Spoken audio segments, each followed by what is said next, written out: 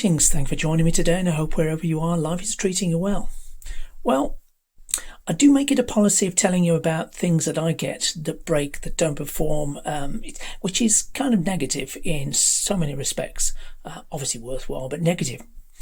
So I thought, just to be quite positive, I'd do a little follow-up video on this wee twin tub washing machine that the missus bought quite a while ago. I believe it's been well over a year at this point.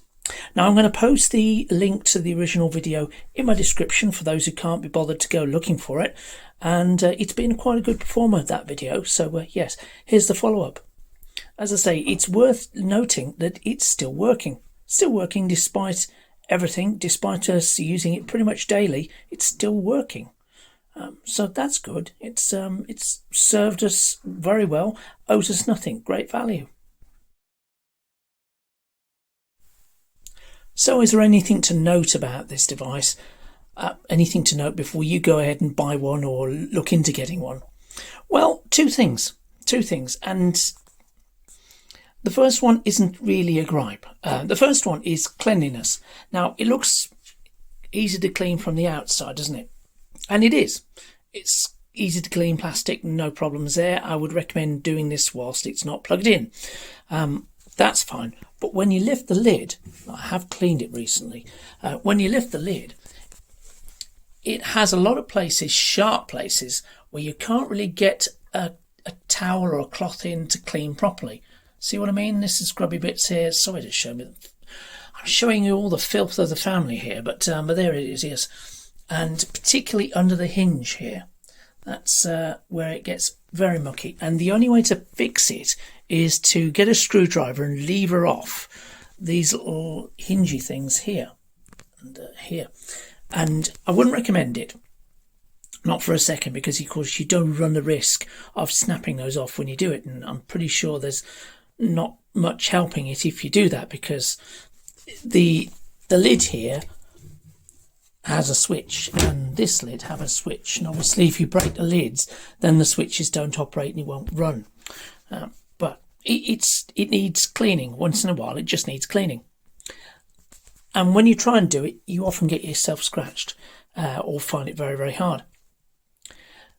That's not the biggest problem with this, though. The biggest problem is it's not necessarily as safe as something you might buy that's made specifically for the UK market, or the European market, or the American market for that matter. It's not quite as electrically sound as any of that. It has given me electric shocks, albeit small ones, and I think what saved me in so many respects is a lot of care. There's a lot of care and more luck than judgment, frankly, because you can see once it starts running, you get splash from this. It splashes up into this area, and that water can run along up into the electrics here. Now you might say, well, the electrics are higher. They're not all higher than that plane. So yes, water can get into the electrics, and it's not going to stop it working, but it does run the risk of giving you an electric shock.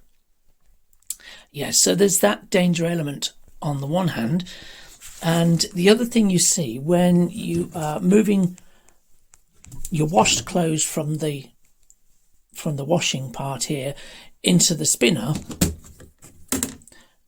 you run the risk of getting water here, and then it also runs back into the electrics.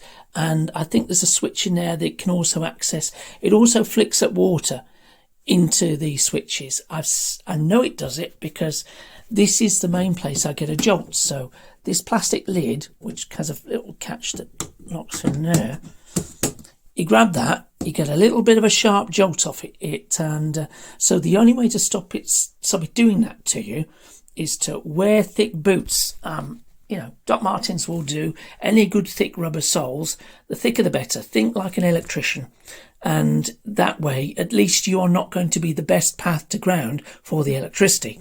So I mop it up continually when I'm using it, and often when I'm transferring the wash clothes from here to the spinner, I will unplug it completely, and that way I can be sure, and only when you're sure it's ready to go do you pop the lids down, dry things off, and then plug it back in again.